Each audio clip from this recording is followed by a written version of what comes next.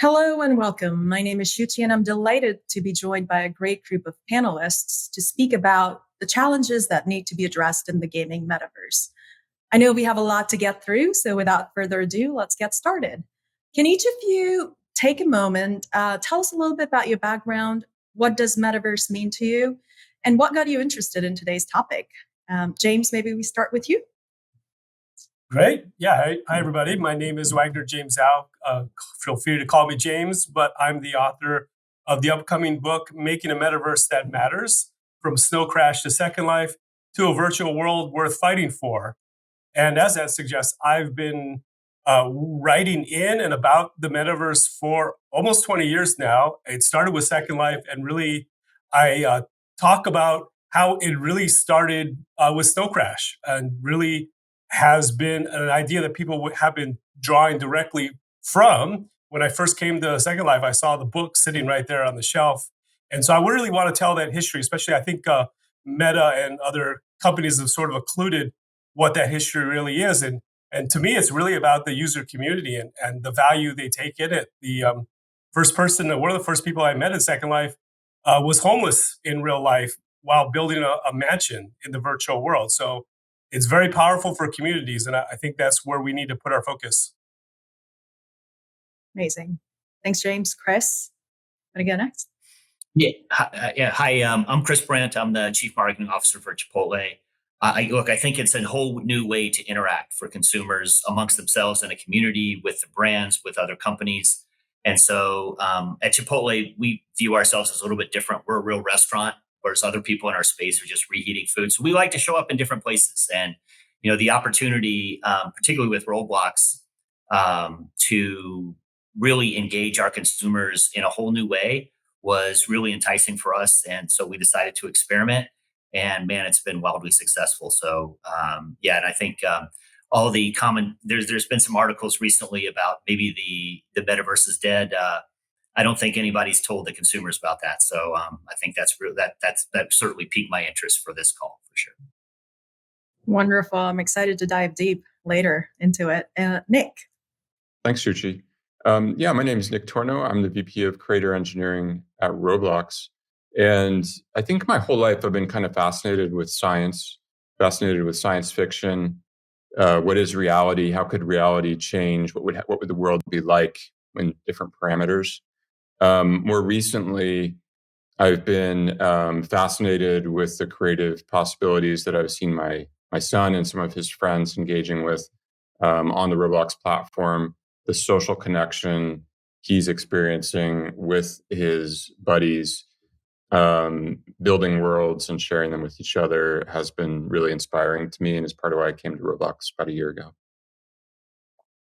Wonderful. Thank you. So when it comes to the metaverse, there's many different definitions. Will it be one big thing like the internet, or smaller, more siloed versions? What, according to you, are some of the foundational elements and building blocks that people should be thinking about when it comes to the metaverse? And will the promise of the metaverse, which is kind of immersive, interoperable, synchronous digital world at scale, will it ever come to fruition? So let's start with Chris. Well, I'm probably the least qualified to answer that question between James and Nick. But for us, I think I think the answer is Shuchi. No one really knows. I think that it's going to take a lot of twists and turns and different things before we reach whatever the ultimate goal of it is, whether it's Ready Player One type things or whether it's some form of that. But what we do know is that people are really interacting. And I think that's what brought Chipotle into the metaverse. At first was we just saw it was a place where consumers were already interacting, and particularly on the Roblox platform. I think that it was a huge opportunity for us to just try something new. And I think the team brought me the idea for Burrito, which is around Halloween. Halloween is traditionally a big Chipotle event. And I remember they asked me, they said, hey, would you be interested in this? I'm like, sure, let's try something out. And they said, well, we're going to build this interactive world custom to the brand. And whenever I hear, custom interactive worlds for a particular brand, I'm always a little nervous because the potential for it to be terrible is really high. And I told them, look, my number one rule is don't be lame. So if we're going to show up, we got to show up in the right way. And they did a great job of making a truly immersive experience that felt very branded, but felt really fun. And I think a big part of this when brands get in is how do you give something back to the community? It shouldn't just be being a shill or the same things you do somewhere else. It has to be a unique experience. And I think that's what I think that people are looking for from whatever it is on the metaverse is a unique experience, a way to do things differently, a way to get outside of in real life and maybe be what you want to be or be something different in the metaverse. And I think that there's a lot of different platforms you can do that on. And I think ultimately that will be what people want and where people want to be. And so I think will be a lot of twists and turns to wherever that is, and wherever that is may evolve. Certainly over time, as certainly almost everything else in the computer world has happened. So I think that's kind of where we're going. But it should be a fun journey along the way, and it'll be a lot of experimenting necessary by a lot of different people and brands along the way as well.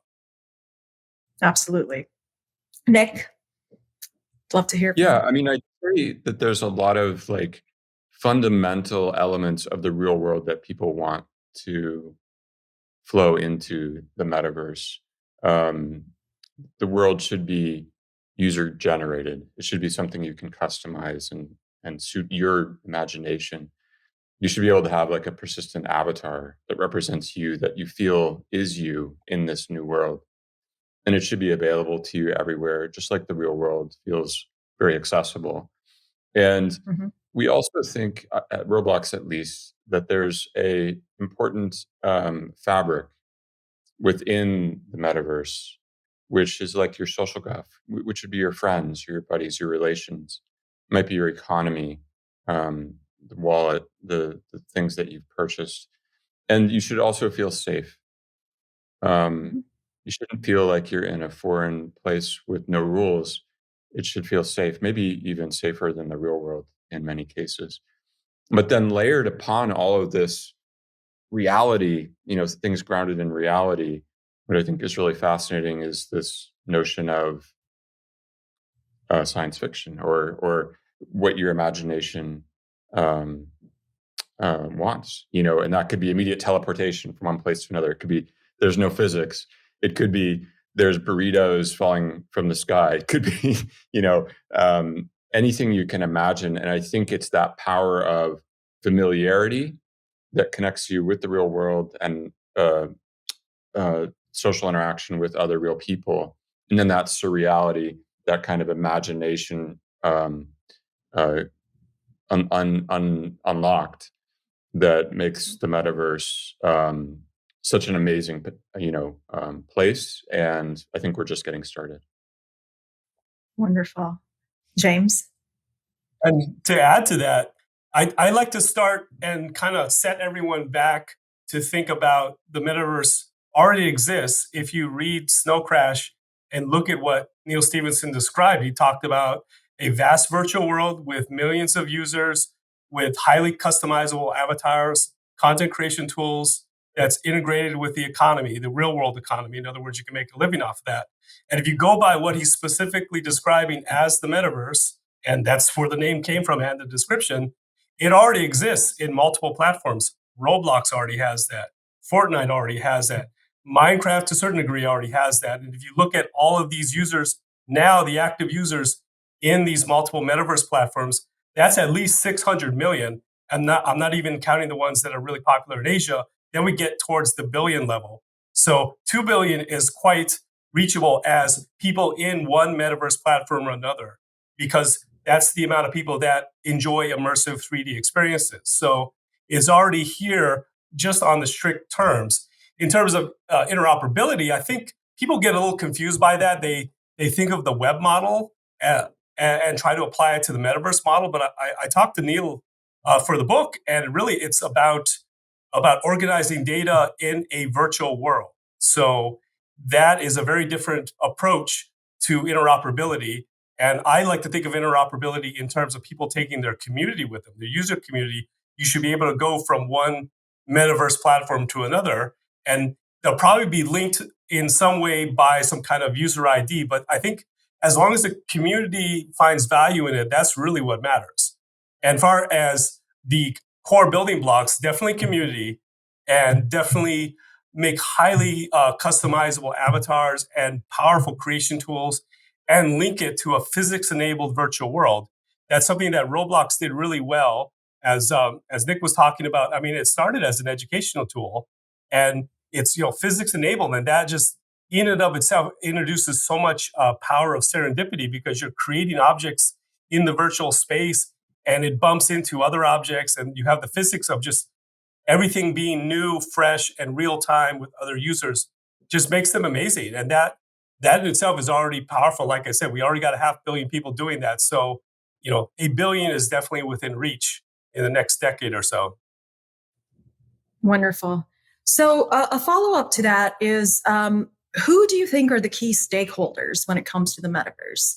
How can we help unify industry, society, academia, and governments towards a common mission? And is that even possible? And Nick and James, you work across a portfolio. So Nick, would love to start with you. Who do you see as playing the key role? Well, for us, it all starts with the creators and empowering people to create. There are people who have amazing ideas, but are unable to create and share them with other people.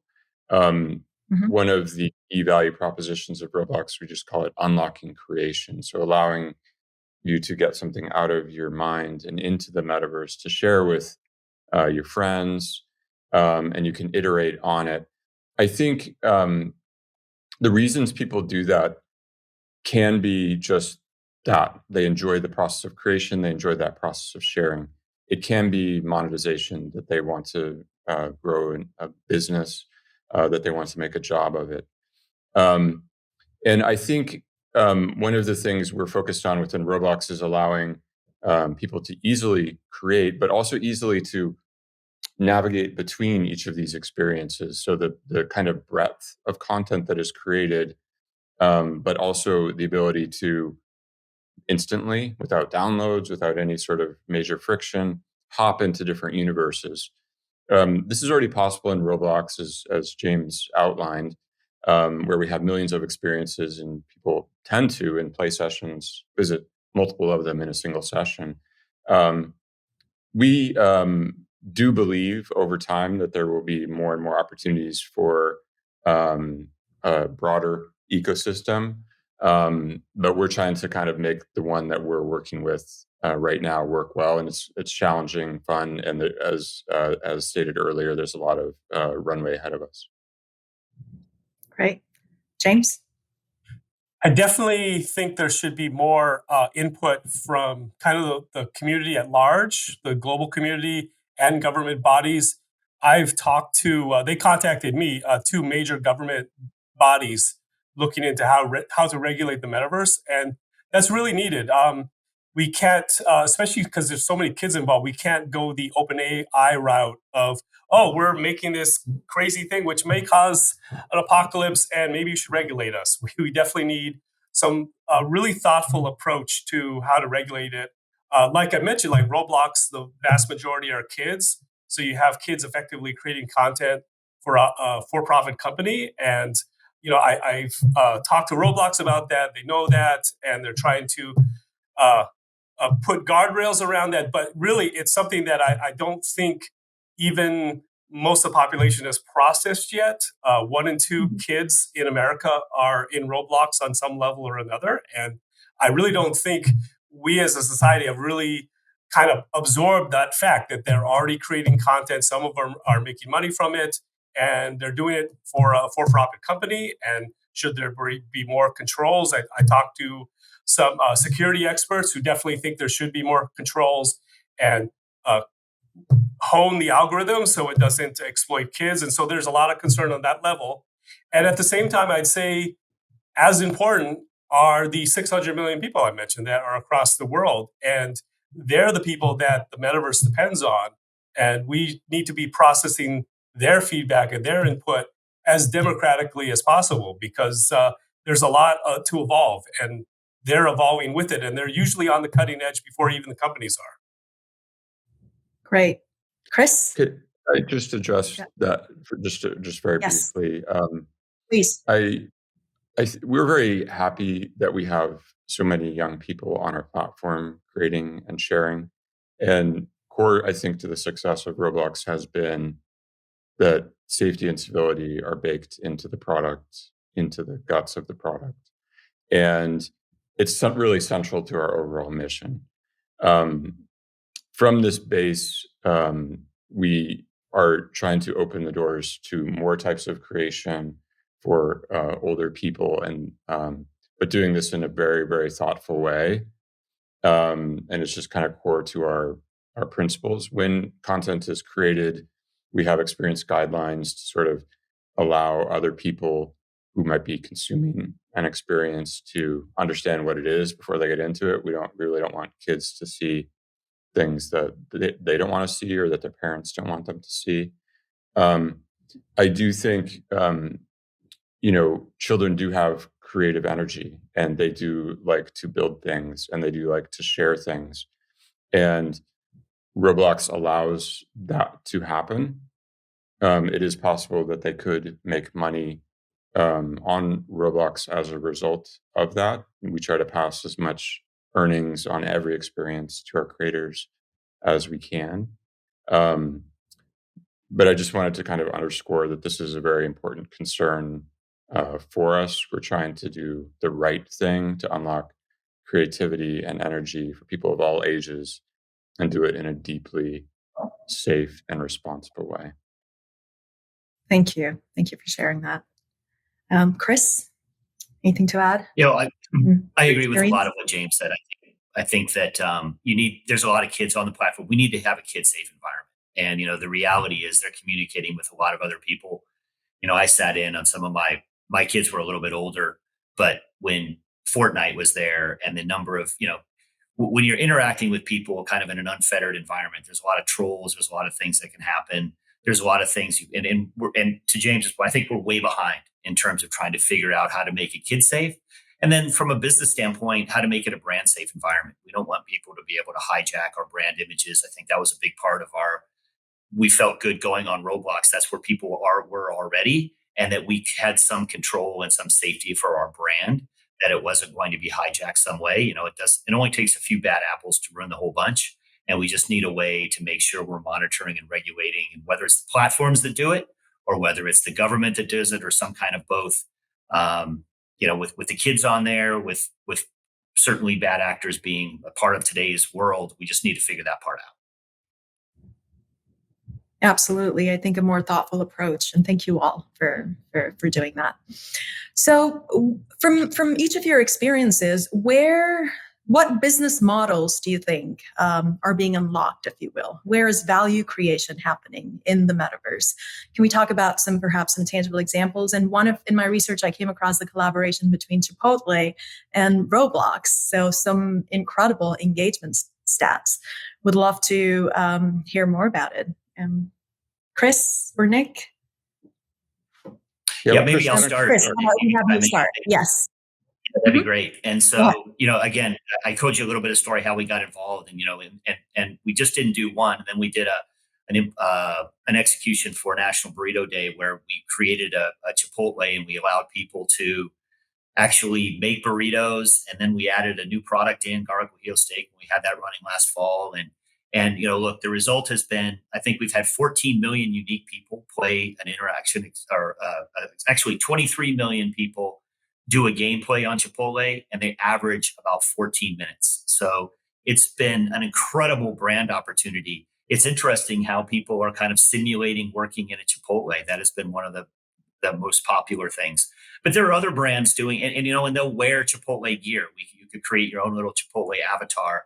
And I think that we're sort of helping the creativity that people naturally bring to that platform. And so, we can't quite order on the metaverse yet and have it delivered. You can order separately and have it delivered while you're on the metaverse, but we haven't quite unlocked that piece yet. I think that would be awesome if you could make your own burrito and then just have it basically delivered to your house. I think that's maybe the next iteration. But there's some great brands like Gucci and Nike that are selling for real money their merchandise for your avatar online. I think those are very interesting, and those show, I think, people's willingness to spend real money to make their avatar or their metaverse character um, really something special. And I think that the ability to maybe transfer that amongst different platforms is going to be really interesting as well.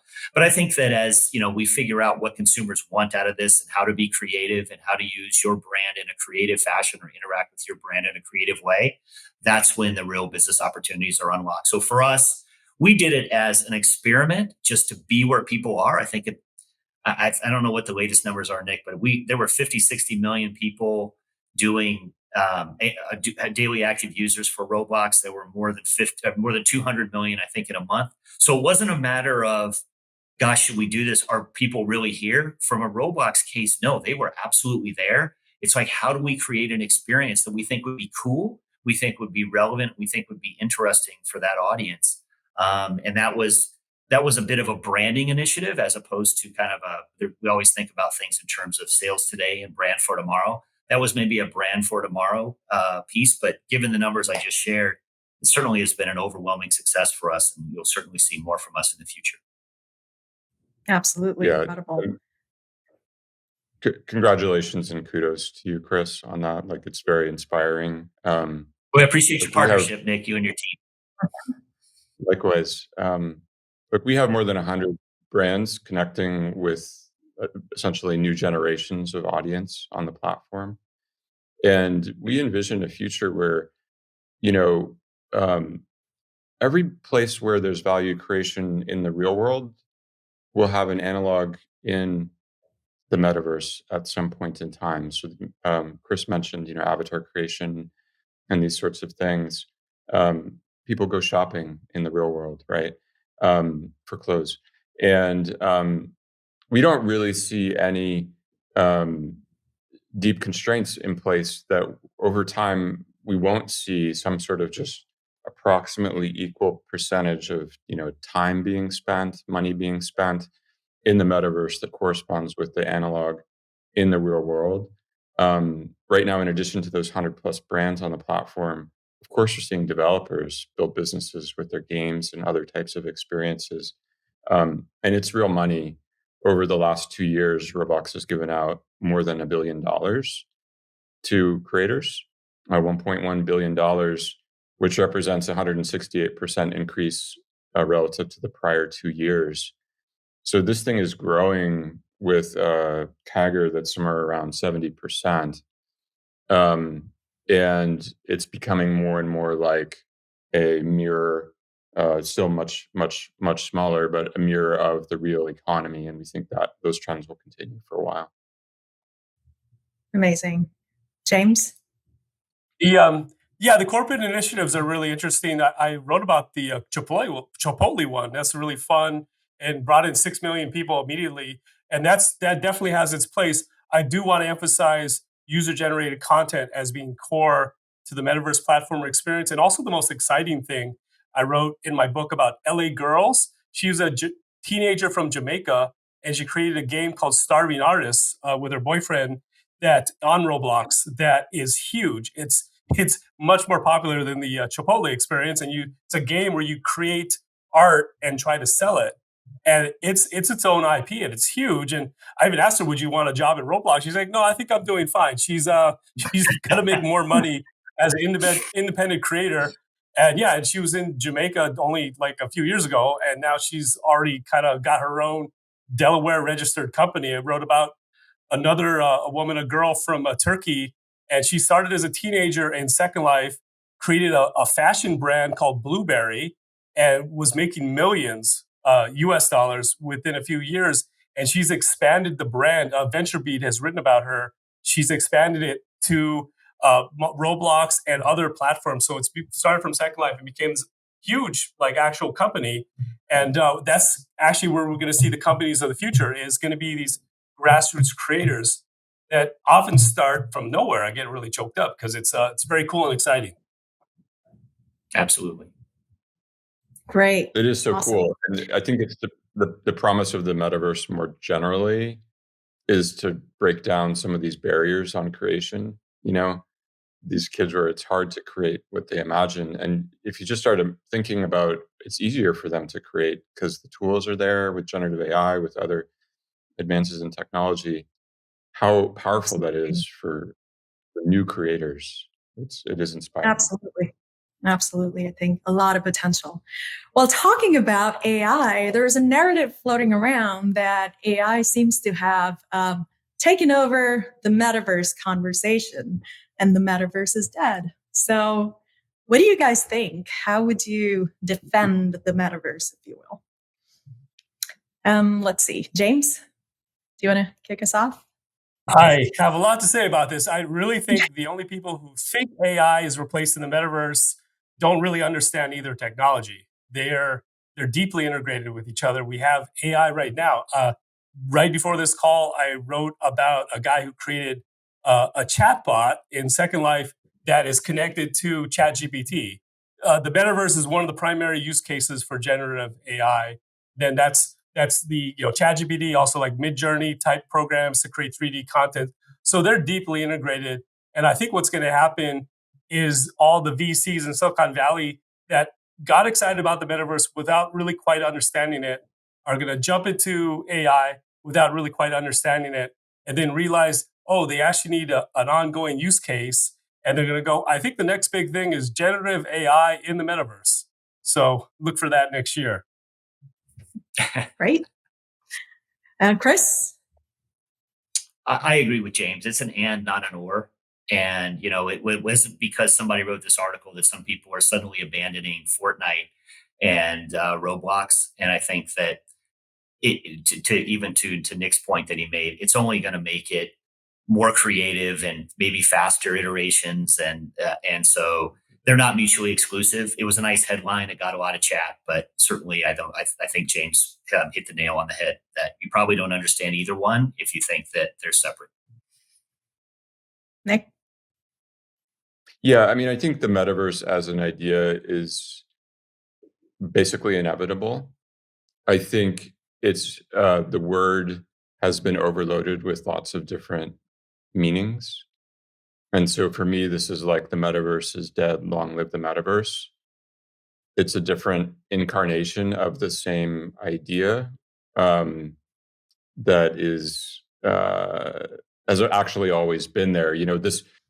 Great. Well, to anyone who thinks the metaverse is dead, it is alive and thriving. So thank you again. As much as I'd love to continue the conversation, our time is up. So thank you for being with us. Thank you. Thanks, everybody. Thank you.